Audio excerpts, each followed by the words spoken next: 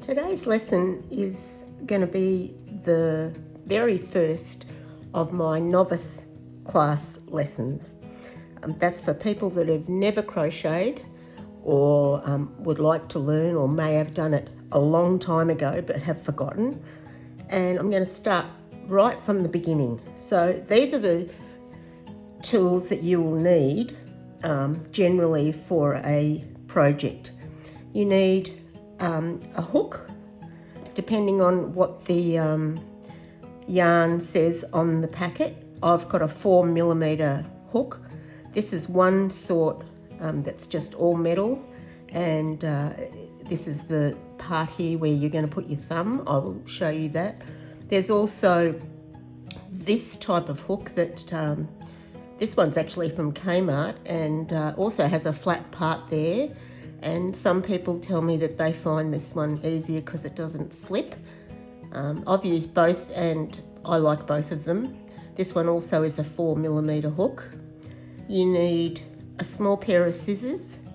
You usually need stitch markers, or sometimes they're called safety pins, but they're generally referred to as stitch markers. And you need some sort of ball of wool. This is actually wool that I had from a previous project, but acrylic, 100% acrylic is fine. Even 100% cotton is terrific for smaller projects. But this is what I'm going to use today, and I'm going to take you through some basic stitches. So let's start. I'm going to move everything so that we've got a clean board here. And if you hear those little footsteps, it's my little schnauzer walking back and forth wondering who I am talking to, and it's you. So we're going to start with sometimes with the ball of wool, or yarn as we call it, you can reach into the inside. This is I've already started using this one, but sometimes if you're very lucky you can reach into the middle like that.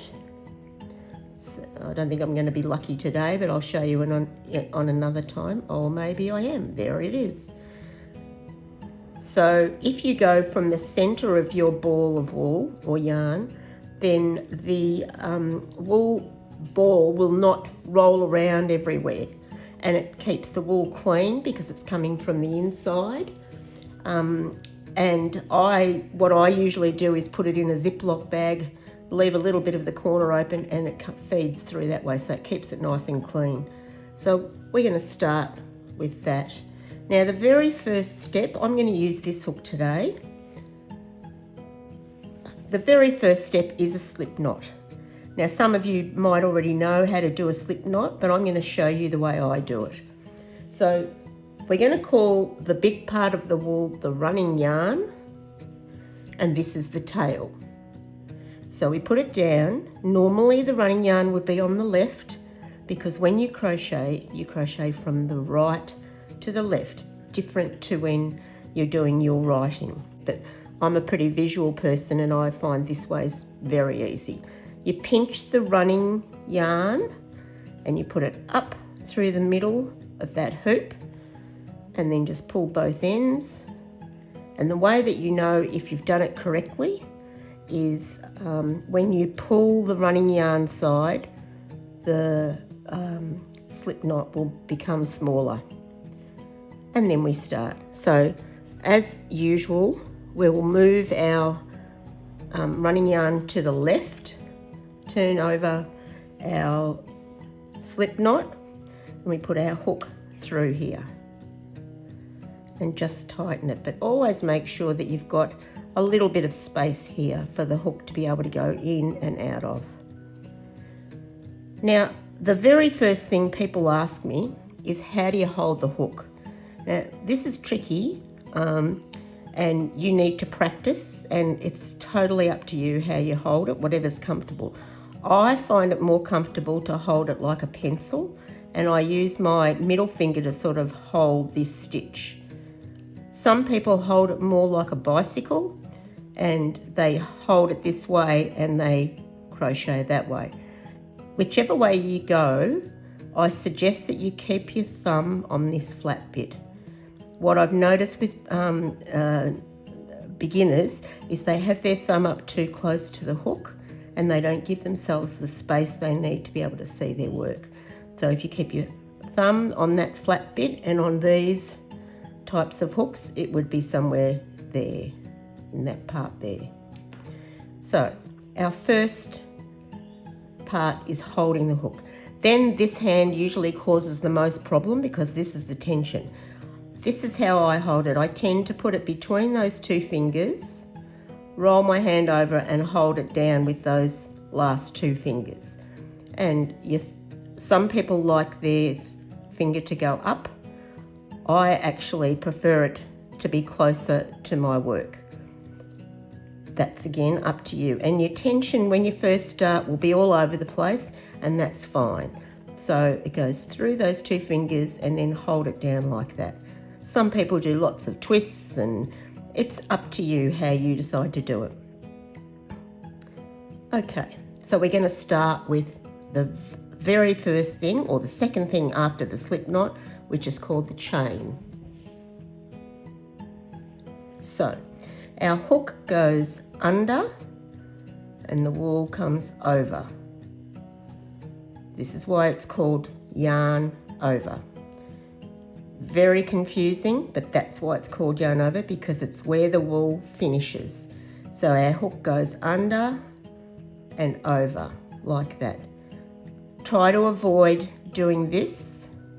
From the very beginning, you need to use your hook to create the movement.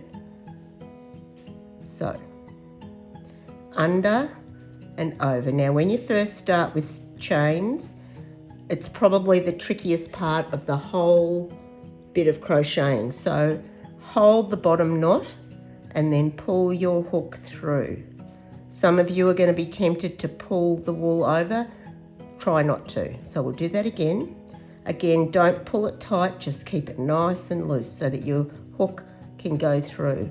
So you put your hook under the wool and then it comes over the top. You use that top of the hook to pull it through the loop that's on your chain, on your hook already. Under and up through. Yarn over, through. Hook goes under, yarn goes over, pull it through. I suggest that for the first few minutes or half hour or however long you want, I suggest that you practice doing a chain, just like that. Okay?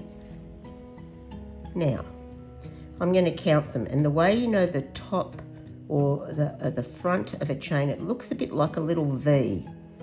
So far, and I'm going to use the other hook to show you, I've done 1, 2, 3, 4, 5, 6, 7, 8, 9, and 10, 11, 12, 13, 14, 15. So once you're confident with your chains, then we're going to move on to the next smallest stitch, which is called the single crochet. And the reason it's called the single crochet, I will show you. So we're going to do one more chain, and that's going to become the edge of our row of single crochets. I don't know if you can see that, but that creates sort of a edge to our work. We're going to skip over that chain, And we're going to put our hook into the next chain.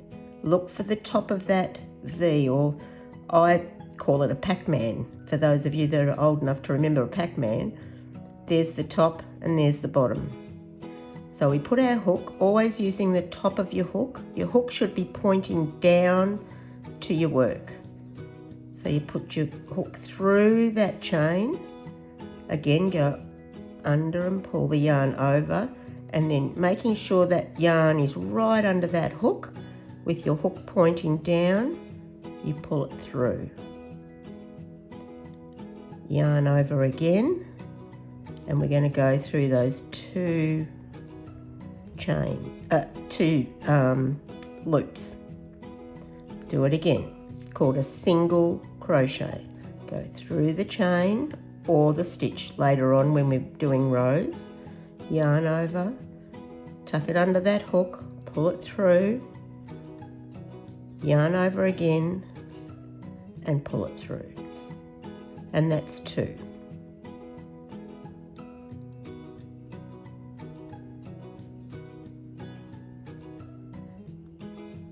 You can see that I'm using my left hand to hold onto the work and my right hand is moving the hook.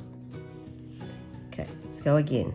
In, yarn over, pull it through, yarn over, pull it through the 2.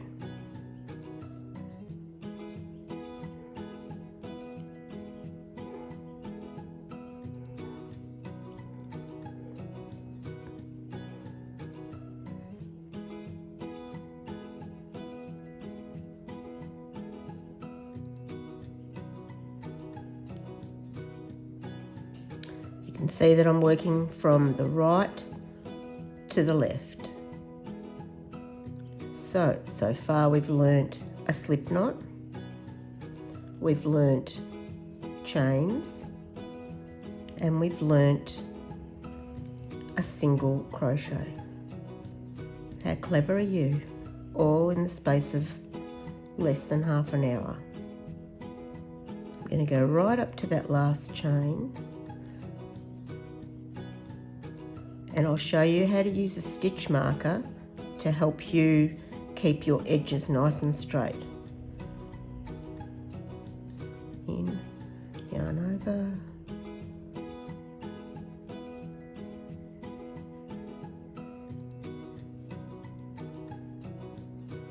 this is the last chain. Going to go in. Now it's really easy to tell the last chain in your very first row because of that little knot, but sometimes it gets tricky when you start to turn. This is how you turn.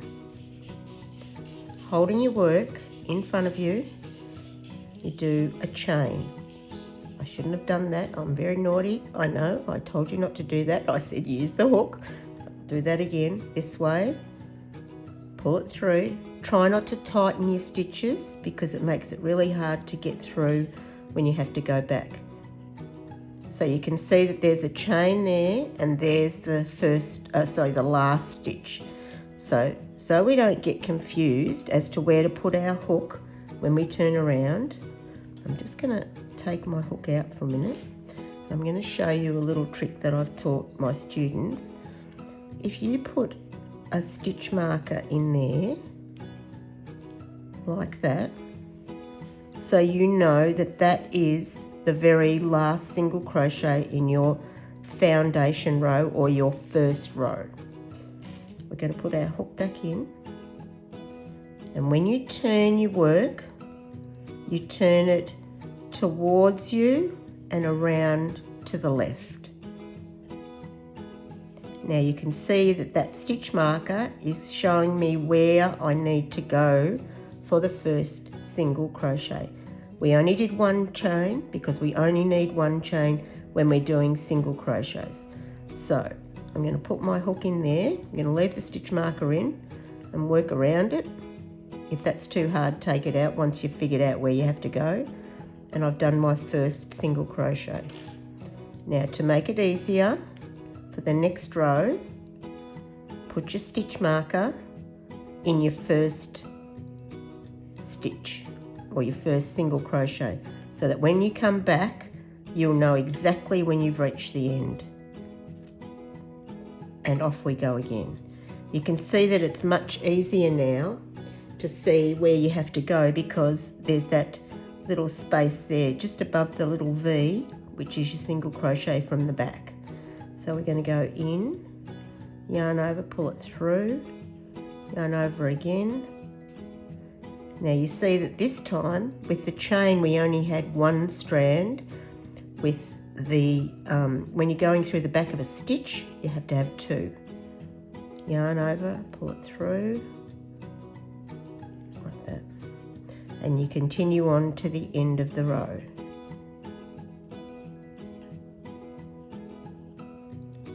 You can see that my left hand is feeding the wool.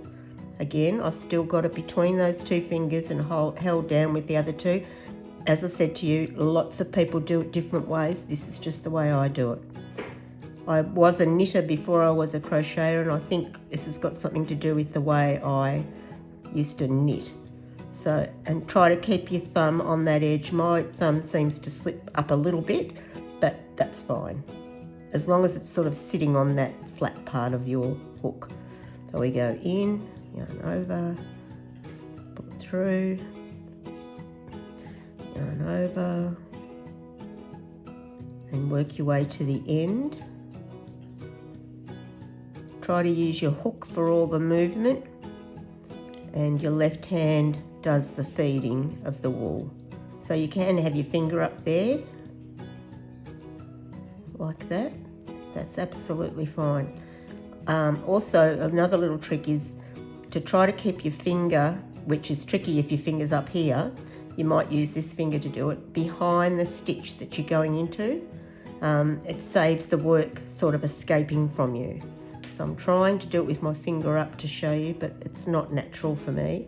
I tend to hold it down here. Okay, now we're up to what was the first stitch. I probably should have put a stitch marker in there, but never mind. We're going to go in there, go around. Now we're at the end again. And this is what it looks like from this side. Pretty cute. And then we're going to do a chain, because we're moving on to single crochets. We turn our work towards us and around. Now let's do what I suggested to help you. We're going to mark the very last stitch there, so that you know where to go to. We go around, and we're going to go into that stitch. So there it is, right there. Okay, I'm going to take my stitch marker out. It's a bit tricky, there's not much room in there. Put your stitch in, yarn over, pull it through. Oops, I grabbed a bit too much. Beautiful part about crocheting is that you can just pull your hook out and start again, and off we go again. Now that's going to be the end of our tutorial today. I'd love to hear from anyone who is new or a novice at crocheting, and let me know how you went following my instructions for the stitches that I've just taught you. So today you've learnt how to do a slip knot one way. There's lots of different ways of doing slip knots. That's just one way of doing it. We've worked along and did, I think it was 15 chain. We did our first row of single crochet, we turned, we did our chain and we turned, and we moved across again. Be sure to use your stitch marker at the ends, because I know that one of the things that frustrates beginners is that their work doesn't go straight because they can't quite work out where the end is. Another little tip is that if you feel like your chain is pulling at the bottom a bit like that, it means that your chains are a little tight. That's fine, because you are a beginner, or a novice as I call you. You'll move on to a beginner very soon. You can always use one size hook bigger to do your chains, and then go back to doing the size that that says on the packet or on the wall. So I would have started with a 5 to do my chains, and then I would have swapped to the 4. Thanks for listening, and please subscribe to my channel, Learn to Crochet with Chris, and I would love to hear from you. I've opened up the comments box so you can go let me know how I'm going, because I'm new at this, not at crocheting, but I'm very new at YouTube channeling, or YouTubing as they call it. Thank you, and see you soon.